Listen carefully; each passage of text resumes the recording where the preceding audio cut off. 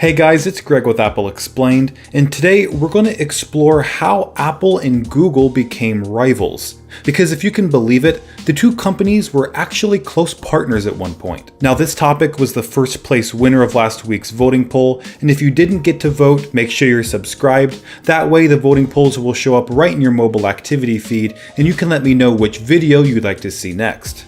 So if you've shopped for a smartphone recently, you probably had the choice between buying an iPhone or an Android device like the Google Pixel. And you could probably guess that the companies behind those devices, Apple and Google, are fierce competitors in a number of areas. But that hasn't always been the case, because before the smartphone wars, Apple and Google were very close business partners. Actually, the book In the Plex, written by Steve Levy, claimed there is so much overlap that it was almost as if Apple and Google were a single company.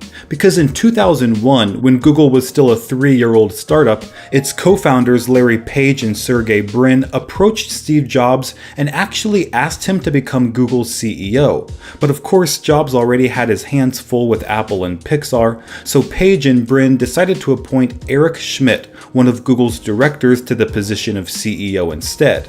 But Steve Jobs did offer to serve as a mentor to Larry Page and Sergey Brin, and this began a very close relationship between Apple and Google. Jobs even persuaded Bill Campbell, who served on Apple's board of directors, to coach the leadership team at Google, including Eric Schmidt, in order to help them succeed.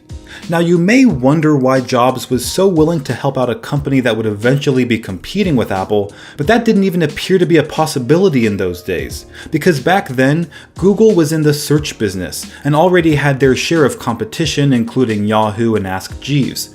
So it actually made sense for Apple and Google to team up, especially considering they both shared the mission of limiting Microsoft's domination of the personal computer industry and preventing them from taking over online services and mobile devices. So since there was no direct competitive overlap, Apple and Google could benefit from the other's products and services. And a good portion of the growth Google achieved during this period can be attributed to the fact that they had so much support from Steve Jobs and Apple. So things were going smoothly until the development of the iPhone in 2004. Now keep in mind that while Apple is a secretive company, they have to share some inside information with certain parties who collaborate with Apple on a product.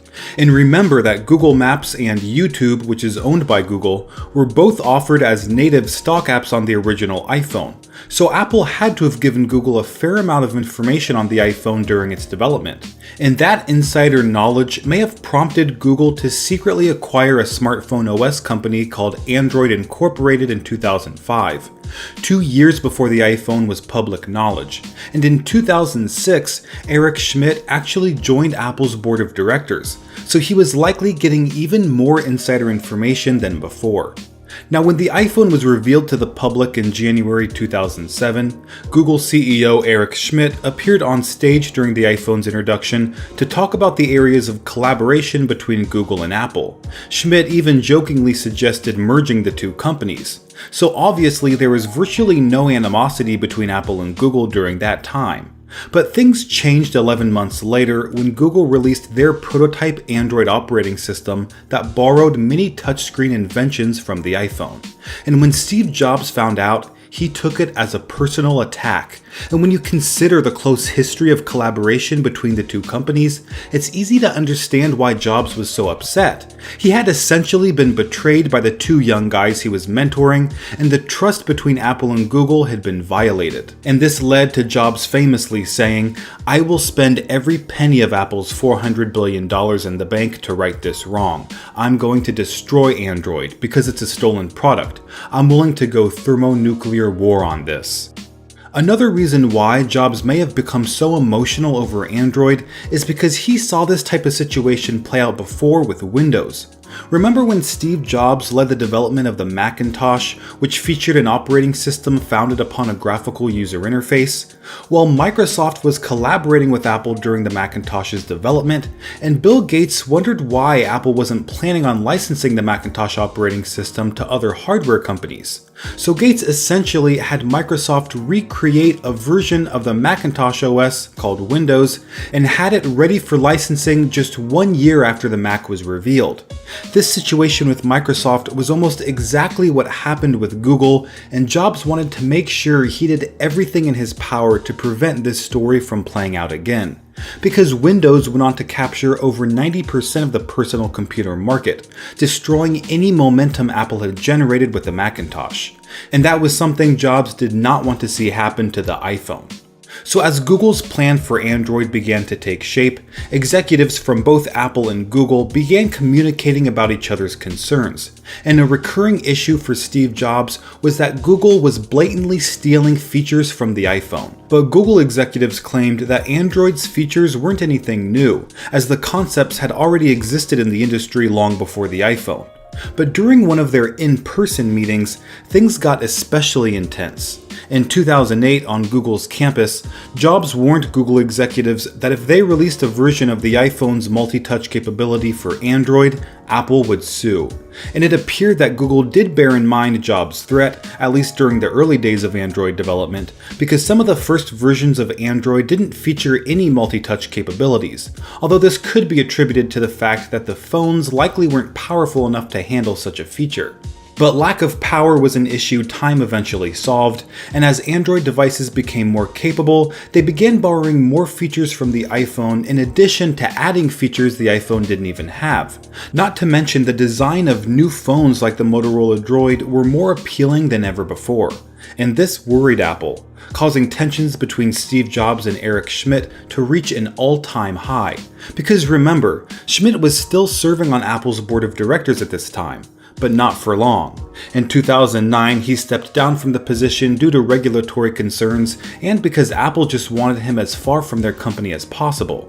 And when Steve Jobs announced Schmidt's departure from the board, he pointed out that Google was planning on developing a computer operating system, so it didn't make sense to keep Schmidt around as he began competing in more of Apple's core businesses. Now, once Schmidt's ties to Apple were completely severed, the battle between these two companies started to heat up. First came the battle over a mobile advertising company called AdMob, who specialized in running ads inside smartphone apps. Apple appeared to be close to sealing the deal with AdMob after making a bid of $600 million, but because the deal took longer than 45 days to complete, Google had the opportunity to acquire AdMob, and they offered $750 million, a deal the startup couldn't refuse. This angered Jobs, who said Google may have violated antitrust law, but the Federal Trade Commission found no legal issues with the acquisition.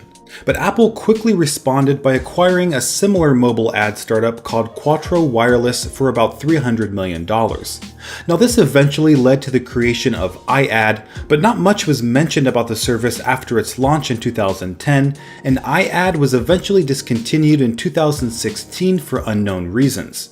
But the real drama didn't begin until Google released their Nexus 1 flagship phone in January 2010. Not only did it feature design elements from the iPhone like a single home button, but it received a software update 1 month after its release that included multi-touch, which violated Steve Jobs' standard of what Android was allowed to do.